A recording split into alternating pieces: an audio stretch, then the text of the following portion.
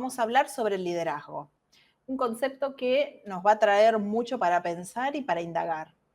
En principio, hablemos sobre, en general, qué se dice sobre la definición del líder. Podemos decir que es la actividad de influenciar en otros, ¿sí? A las personas que forman parte de ese equipo, pero influenciarlas para que se desempeñen voluntariamente para el logro de los objetivos de ese equipo. Entonces también podemos decir que el líder es el que conforma o construye un equipo, ¿bien? Puede heredarlo y en consecuencia puede armar o construir ese equipo con las personas que forman parte. Veamos entonces lo que dicen algunos autores. En este caso hice una extracción de 3 autores diferentes.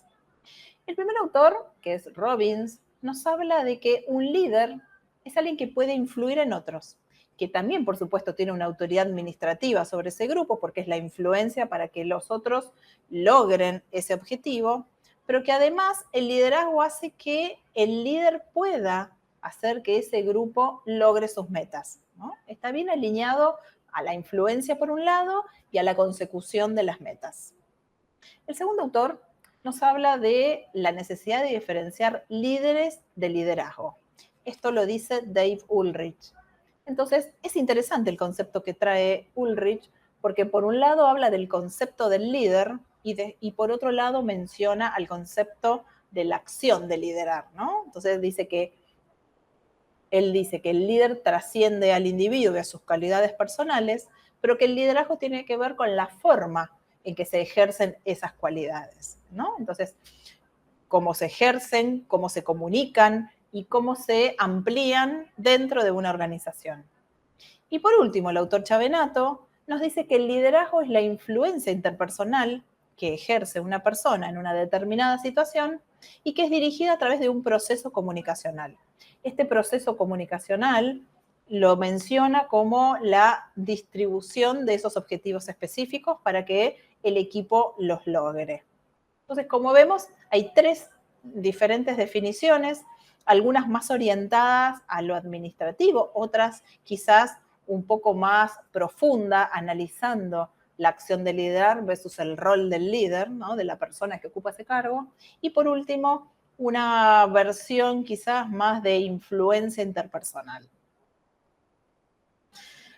Con todo esto, lo que queremos decir es que el liderazgo es importante en una organización, es importante elegir a quienes van a dirigir esa organización y ese rol de poder influenciar y dirigir a otros, ¿sí? Que es no menor. Entonces, bueno, algunos hitos importantes que podemos mencionar nos hablan desde la importancia o la capacidad que tiene esa persona, ¿sí? Ese líder, para guiar y dirigir, ¿sí? La guía es sumamente importante porque es el rumbo. Entonces, personas que carezcan de esta habilidad es bien diferente y no, digamos, no influye en el grupo, ¿no? No tiene esa capacidad de influencia para que ese equipo tenga los objetivos claros. La segunda nos habla de que una organización puede tener una determinada planificación y procesos de control, pero no puede carecer de un líder, ¿sí? De una mirada única con, con el ejercicio, ¿no? De influir en los otros. Un líder claro. La tercera nos habla de que es de vital importancia sostener cualquier negocio y organización. Entonces, ¿cómo se sostiene un negocio? Con un liderazgo claro. Y la última nos habla de que muchas organizaciones con una planificación deficiente y malas técnicas en la organización han sobrevivido por la incidencia de un buen liderazgo. Entonces, sí, un liderazgo puede hacer la diferencia en los resultados y en la transformación organizacional. Veamos entonces algunos orígenes del liderazgo. Entonces nos vamos un poquito en la historia y recorriendo las escuelas. Podemos mencionar a la Escuela de las Relaciones Humanas de la mano de Elton Mayo y a la Escuela de la Sociología y la Psicología de la mano de Kurt Lewin. Ambos nos hablan de que recién ahí, y retrotrayéndonos en el tiempo y hablando un poco de las escuelas administrativas, recién con Mayo podemos empezar a vislumbrar esta influencia interpersonal a través de un líder, ¿no? Para el logro comunicacional, para la transmisión de información, para ese ida y vuelta, para generar compromiso en otros y, por supuesto, para el logro de metas. Entonces, acá sí empiezan a trascender estos orígenes. De la escuela de las relaciones humanas podemos decir que no existe una motivación económica, sino también que empezamos a entender que el trabajo en las organizaciones requiere de una mirada mucho más empática, ¿no? Con la participación y la supervisión más flexible, se permite también distender el conflicto, que esto también es clave porque nos vemos obligados a analizar otras cuestiones. También el mundo social del adulto en el trabajo implica tener una mirada en ese grupo, ¿no? En el equipo. Y que cada grupo tiene sus normas de conducta, ¿no? Ya sea para bien y para mal, tema sanciones, tema reconocimiento, flexibilización. Entonces también entender cómo se conjugan todos estos vínculos dentro de la organización. Y a todo esto lo resumimos con que cada grupo está conducido por un líder, ¿no? Aquella persona que toma el mando no solo en términos de objetivos duros, sino también en la participación de las personas del grupo. Y que cada trabajador actúa por demandas sociales internas y externas a la organización. Esto significa que hay una mirada más humana en las personas que tienen sentimientos, que carecen de algunas necesidades y que el líder tiene que acompañar eso.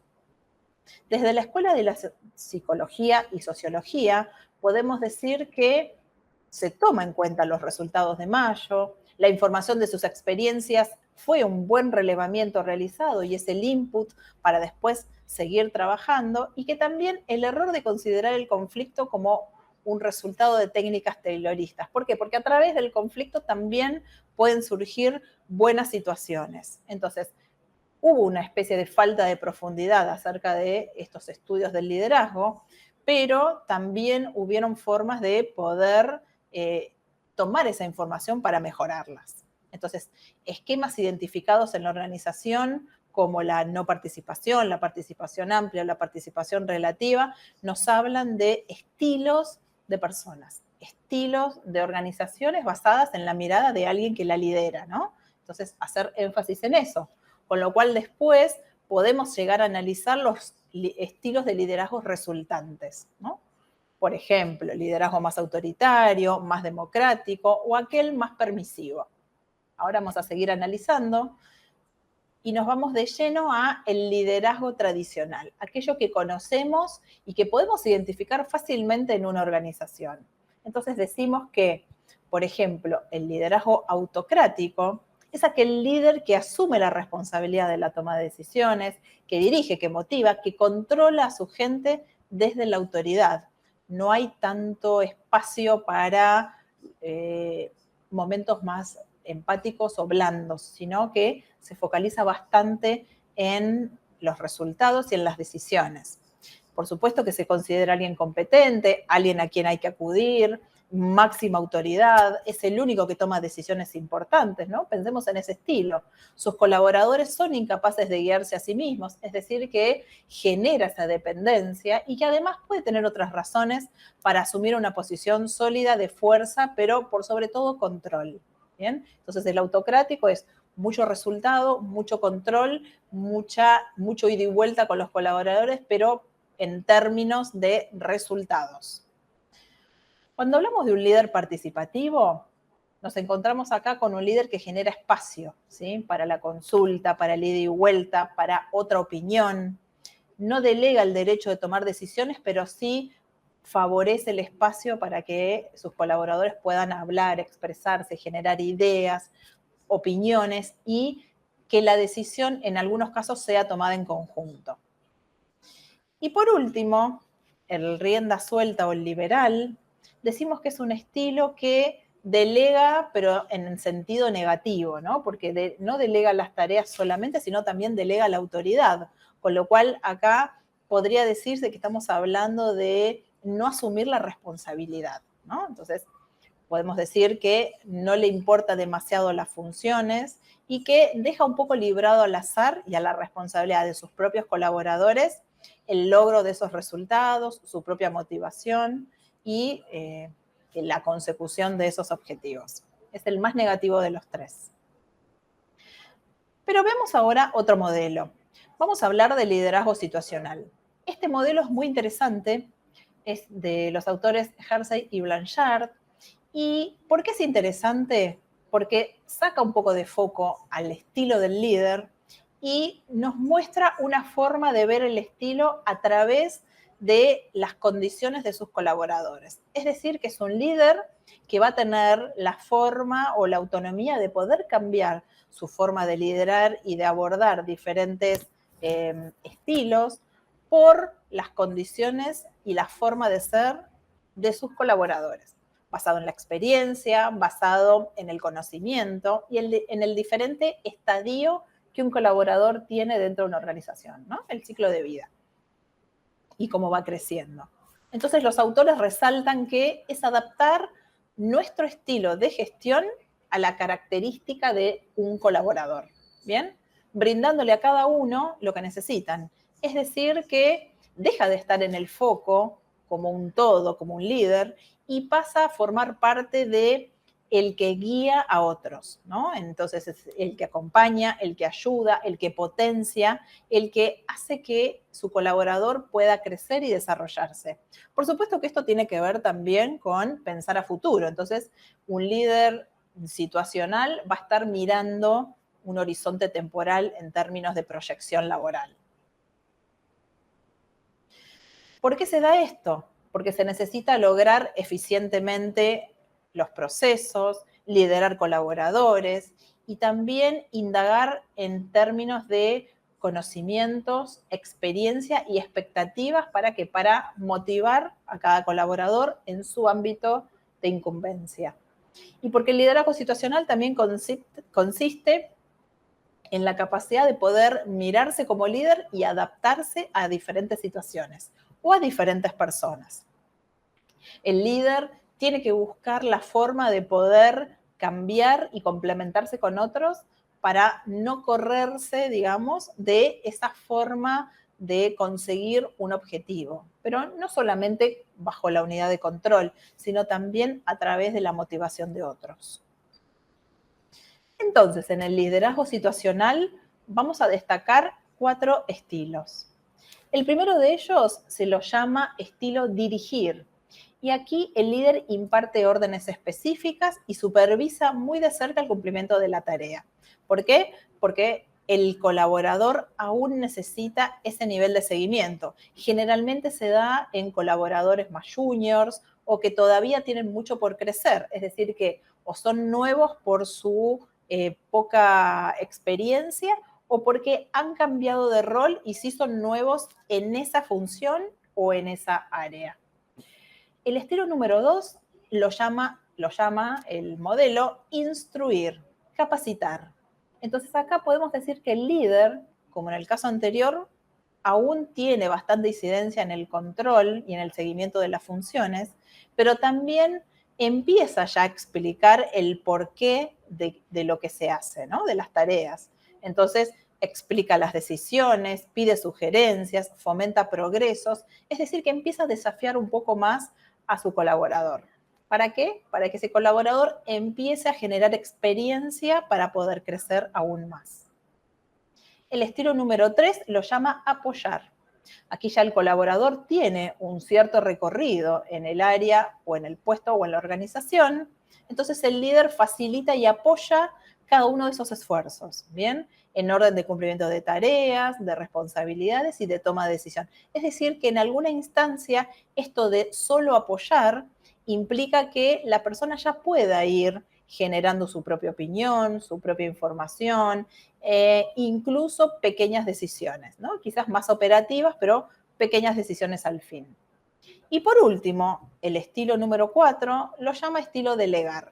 Aquí nos encontramos con una persona que ya ha hecho un cierto recorrido en su puesto, entonces ya está preparado para asumir posiciones superiores. es el claro ejemplo de aquellas posiciones o aquellas personas que están listas para ser promocionadas, ¿bien? Pueden ser en términos de un crecimiento vertical a posiciones de liderazgo o en crecimiento horizontal, es decir, a abarcar más áreas. Como síntesis de la teoría del liderazgo situacional, podemos decir que contiene 6 fases. La primera nos habla de determinar cuál es el nivel de desarrollo o madurez de cada una de las personas que forman parte de ese equipo. La segunda nos habla de evaluar el nivel de competencia de cada integrante. Entonces ahí hay que profundizar su nivel de conocimientos y cómo poder ayudarlo. En la tercera nos habla de identificar las funciones y las actividades actuales, ¿sí? Las existentes. ¿Para qué? Para poder tener identificado cuál es el punto de partida, ¿sí? ¿Qué es lo que tiene que aprender para el logro de qué tarea? ¿Qué conocimiento debe empezar a experimentar para asumir determinado rol? Y así sucesivamente, ¿no? Esto se va acompañando con planes de desarrollo. En el punto número 4 nos habla de establecer conocimientos necesarios para desarrollar la tarea. Es decir, que seguramente va a tener que identificarse muy bien la descripción de cargos o tener actualizada la descripción de puestos para poder ir trabajando cada una de estas funciones y la adquisición de esos nuevos conocimientos. La número 5 nos habla de evaluar el nivel de motivación y confianza de la persona. Entonces, acá sí también hay que acompañar en el desarrollo de la capacidad y la inteligencia emocional de cada colaborador, ¿no? Que lo motiva, ayudarlo también a que pueda tener una mirada más de largo plazo, más confianza en sí mismo, mayor autonomía. Y en la última, ya podemos hablar de que el estilo de liderazgo adecuado para cada colaborador también lo va a ir de alguna manera moldeando el líder con la persona, ¿no? Y tiene que ver mucho con el estilo de personalidad. Los que son más detallistas estarán mucho más orientados a eso, los que son más humanos o más empáticos estarán más orientados a las personas y ahí se va moldeando cada uno en su estilo. Recordemos que no existe un estilo ideal, sino que existen estilos para determinadas personas y para determinados momentos en una organización. Y esto me da el pie para darle lugar al modelo de Dave Ulrich. Aquí lo que nos trae el autor es la posibilidad de poder analizar diferentes roles vinculados a cada momento de la organización. Entonces, yo le llamo la habilidad del líder para poder colocarse diferentes sombreros. ¿Qué son estos diferentes sombreros? Son diferentes roles que van acompañando el avance de los objetivos y de la estrategia de la organización, ¿no? O de su negocio en particular. Dave Ulrich nos muestra 6 roles que los llamó rol de líder, de conciencia, de facilitador, de arquitecto, de coach y de constructor. Ahora vamos a ver qué significa cada uno.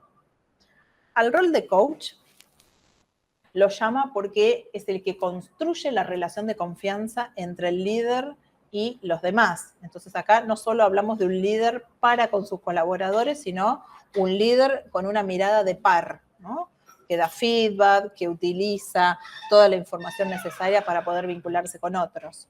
El rol de arquitecto es el que ayuda a tomar ideas genéricas en cuanto a políticas, procedimientos, identifica cuál es el mejor momento de la organización para la estrategia y también identifica las capacidades organizacionales que se requieren para cumplir determinados roles.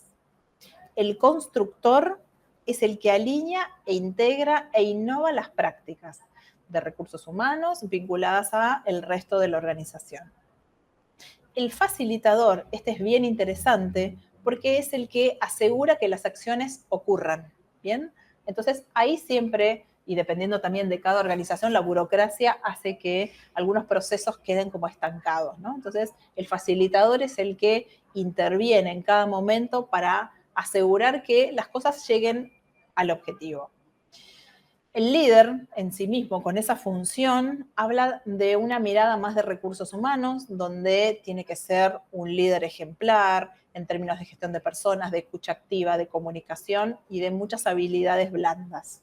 Y por último, el de conciencia, este rol interpreta la gestión más de políticas éticas valores, cultura, y indaga todo con una mirada hacia la misión y a la visión.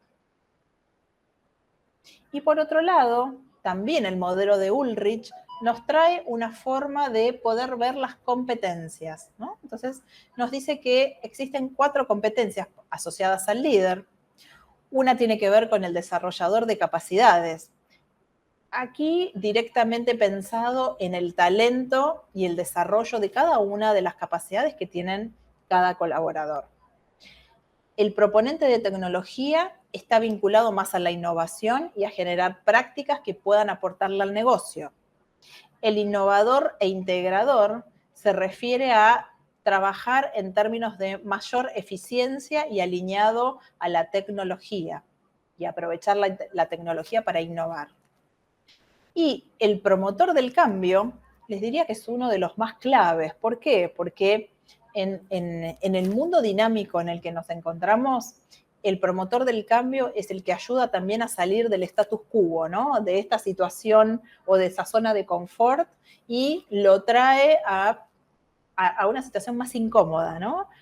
Y por supuesto a trabajar agilidad, a trabajar versatilidad y mayor flexibilidad. Como conclusión, entonces, hoy vimos diferentes estilos de liderazgo, vimos también la evolución, ¿no? Desde la historia de las escuelas, pudimos conocer la teoría de liderazgo situacional y el nivel de madurez de los colaboradores y conocimos el modelo de Dave Ulrich que nos permite mirar al líder en diferentes roles. Esto ha sido todo por hoy. Nos vemos la próxima.